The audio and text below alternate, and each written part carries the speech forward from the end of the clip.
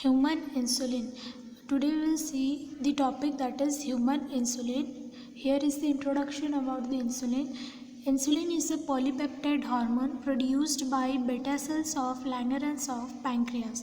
तो इंसुलिन क्या है? ये एक हार्मोन है जो कि बेटा सेल्स लैंगरहंस ऑफ पैंक्रियास में बीटा सेल्स जो है उससे एक हार्मोन प्रोड्यूस होता है, वो है आपका insulin. It has profound influence on metabolism of carbohydrates, fats and proteins. तो इंसुलिन का मेन वर्क क्या है, फंक्शन क्या है कि ये कार्बोहाइड्रेट्स, फैट्स एंड प्रोटीन के मेटाबॉलिज्म में हेल्प करता है. It is considered as the anabolic hormone. Anabolic means it is the building up of aspect of metabolism. Catabolism means breakdown होता है और anabolism means building up होता है. तो इंसुलिन जो है ये हॉर्मोन्स मेटाबॉलिज्म के लिए बिल्डिंग अप के लिए हेल्प करता है. That is why it is called as anabolic hormone. Next, here it was the first hormone to be isolated, purified and synthesized. तो इंसुलिन जो है ये एक फर्स्ट हार्मोन है जो कि आइसोलेटेड मीन्स रिमूव करके उसको प्यूरिफाई करके उसको अगेन सिंथेसाइज्ड किया गया था. और ये it is the first hormone to be sequenced. ये सीक्वेंसली मीन्स अमाइनो एसिड्स के साथ 21-30 अमाइनो एसिड्स के साथ सीक्वेंसली इसको अरेंज करवा गया है. Next, first hormone to be produced by recombinant DNA technology. तो ये किसके साथ एसोसिएटेड है? It is associated with the DNA technology and it was the first hormone to be associated with DNA. Next, we will deal about the structure of human insulin. Human insulin contain 51 amino acids arranged in 2 polypeptide chains. तो insulin जो है, insulin का chain जो है वो structure जो है वो 51 अमाइनो एसिड्स से बना है जो कि 2 पॉलीपेप्टाइड चेन्स में अरेंज्ड है. First chain A and chain B. Chain A जो है 21 अमाइनो एसिड्स से बना है और चेन बी जो है 30 अमाइनो एसिड्स से बना है. Two interchain disulfide bridge equal to A7 and B7 and A22 B19. अगले वाले स्लाइड में हम स्ट्रक्चर को देखेंगे. Intrachain disulphide link in chain A equal to 6 and 11. So here is the human insulin. तो जो चेन बी है वो देखो आप 30 अमाइनो एसिड्स से बना है और जो चेन बी है वो 21 अमाइनो एसिड्स से बना है और ये येलो कलर फॉर्म में जो है वो उसके साथ अटैच्ड है. Next, synthesis. Gene for protein synthesis is located on chromosome 11. तो ये जो इंसुलिन है ये कौन से क्रोमोसोम नंबर पे है? ये क्रोमोसोम 11 नंबर पे आपको पाए जाएंगे.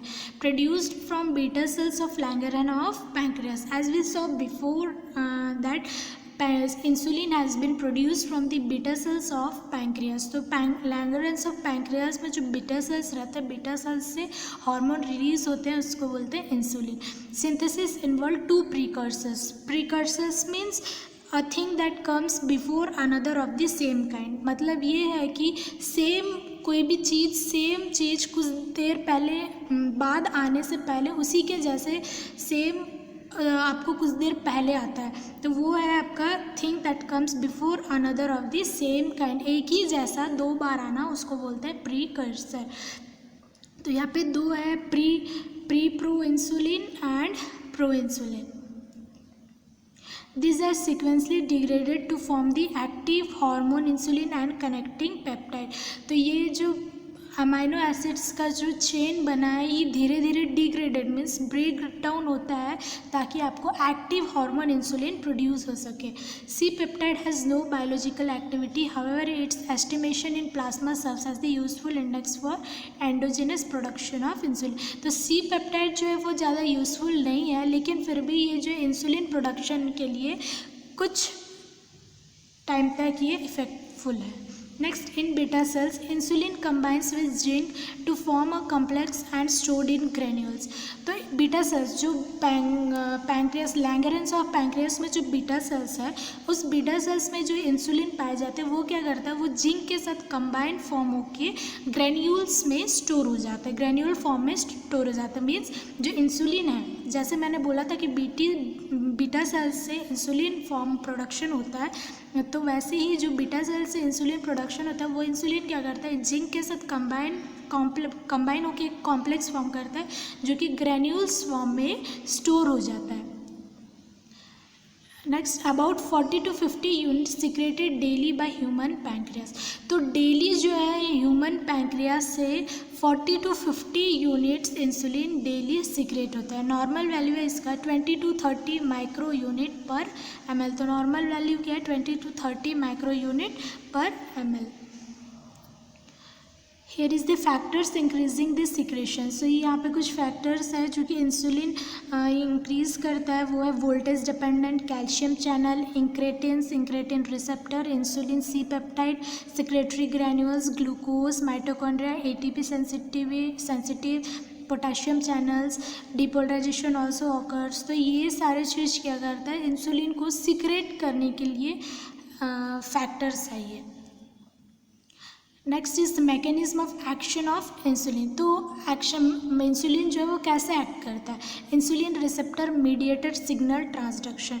ये है कि जब इंसुलिन की कमी हो जाता है तो ऑटोमेटिकली बॉडी में जो है सिग्नल प्रोडक्शन स्टार्ट हो जाता है इंसुलिन रिसेप्टर में। नेक्स्ट सिग्नल ट्रांसडक्शन, सिग्नल जो है वो क्या होता है, वो ट्रांसफॉर्म होने लगता है ताकि उसको ये एक सिग्नल है जिसमें आपकी बॉडी को नीड रहता है ग्लूकोज का। Next insulin mediated glucose transfer, फिर ग्लूकोज ट्रांसपोर्ट होता है। नेक्स्ट ये इंसुलिन मीडिएटेड क्या होता है, ये एंजाइम जो है इंसुलिन को सिंथेसिस करता है, मीन्स उसको और फॉर्मेशन में हेल्प करता है। Next is the mechanism of action. The insulin signalling pathway provide an excellent example. First recognition, hormone release, signal generation and effects. First क्या है, रिकॉग्निशन, मीन्स ये रिकॉग्नाइज करता है कि बॉडी में ग्लूकोज की कमी हो रही है और इंसुलिन आपको नीड है, तो ये आपका रिकॉग्नाइज होता है। जैसे ये रिकॉग्नाइज होने लगता है तो हार्मोन्स रिलीज होते हैं, जैसे ही हार्मोन रिलीज होते हैं तो एक सिग्नल जनरेट होता है, सिग्नल जनरेट होने के बाद फिर जो है इंसुलिन का इफेक्ट स्टार्ट हो जाता है। So this is the example of insulin. This slide is not important.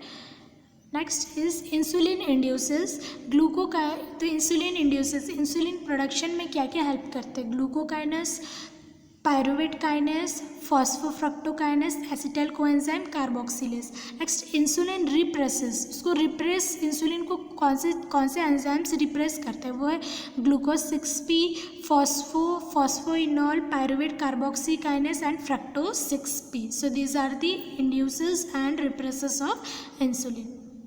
Next degradation of insulin. तो इंसुलिन आप देने के बाद जैसे ही वो अपना काम ख़त्म करता है तो वो स्लोली कैसे डिग्रेड होता है, मीन्स उसका एक्शन कैसे ब्रेक होता है। तो इसका हाफ लाइफ क्या है 4 to 5 मिनट्स। तो ये 4 to 5 मिनट्स के अंदर इसका इफेक्टिवनेस बॉडी में स्टार्ट हो जाता है। और protease enzyme namely insulinase degrades insulin mainly found in liver and kidney. तो लीवर और किडनी में एक एंजाइम फाउंड होता है, वो है आपका इंसुलिनेस। तो ये जो इंसुलिनेस क्या करता है, अगर बॉडी में इंसुलिन का इफेक्टिवनेस मेंटेन हो चुका है तो ये इंसुलिनेस जो है इंसुलिन के फर्दर एक्शन को क्या करता है, ब्रेक डाउन करता है, मीन्स डिग्रेड करता है। Here is the metabolism effect of insulin. तो फर्स्ट है uptake of glucose by tissues. Metabolism कैसे वर्क हो रहा है, तो पहले जो है आप जैसे इंसुलिन दे रहे हो उसके बाद जो ग्लूकोज है टिश्यूज़ जो है वो ग्लूकोज को एब्जॉर्ब करता है। नेक्स्ट ग्लाइकोलाइसिस ऑफ ग्लूकोज, फिर जो ग्लूकोज है वो इजीली ब्रेक डाउन होता है। नेक्स्ट इज हाइपोग्लाइसेमिक इफेक्ट, फिर उसके बाद क्या है, ये किस चीज़ में इफेक्टिव है, हाइपोग्लाइसेमिक वाले पर्सनस पे इफेक्ट है। जैसे आप हाइपोग्लाइसेमिक पर्सनस को इंसुलिन देते हो तो वो क्या है, ग्लूकोज के फॉर्म में चेंज होकर टिश्यूज़ में एब्जॉर्ब हो जाता है, फिर एब्जॉर्ब जैसे ही होता है तो ये ग्लूकोज क्या ग्लाइकोलाइसिस में ब्रेक डाउन में चला जाता है। Next is lipogenesis means metabolic formation of fat, उसके बाद क्या होता है, फैट फॉर्मेशन होता है। नेक्स्ट एंटी लिपोलिटिक इफेक्ट होता है, नेक्स्ट एंटी कीटोजेनिक इफेक्ट भी होता है। So this is the metabolism effects of insulin. Next metabolism effects of insulin. First is glucose uptake by tissues. तो इससे पहले जो हमने देखा था यहाँ पे इस वाले स्लाइड में uptake of glucose by tissues glycolysis, same वैसे ही इस स्लाइड में दिया है ग्लूकोज अपटेक बाय टिश्यूज़। तो टिश्यूज़ के थ्रू ग्लूकोज एब्जॉर्ब होते हैं, फिर ये ग्लाइकोलाइसिस ग्लूकोज ब्रेक डाउन होते हैं, नेक्स्ट ग्लूकोनियोजेनेसिस डिक्रीज हो जाते हैं। For this is for carbohydrate metabolism. Next will see further lipid metabolism. तो लिपिड के मेटाबॉलिज्म के लिए कैसे इफेक्टिव हो रहा है। Favour synthesis of TAG। TAG means transient axonal glycoprotein. तो ये ट्रांजिएंट एक्सोनल ग्लाइकोप्रोटीन के प्रोडक्शन मीन्स फॉर्मेशन के लिए हेल्पफुल है। डिक्रीज लिपोलाइसिस, तो लिपिड्स के जो लिपिड्स को जो ब्रेक डाउन होने से डिक्रीज होता है। Next, reduce ketogenesis and increase utilization of acetyl coenzyme A in Krebs cycle. This is for lipid metabolism. Next is for protein metabolism, enhance protein synthesis and anabolic hormone. So this is about the metabolism effect of insulin, that is carbohydrate metabolism, lipid metabolism and protein metabolism. Next we will see the disorders of diabetes mellitus. First is type 1 diabetes mellitus, type 2 diabetes mellitus, type 1.5 diabetes mellitus.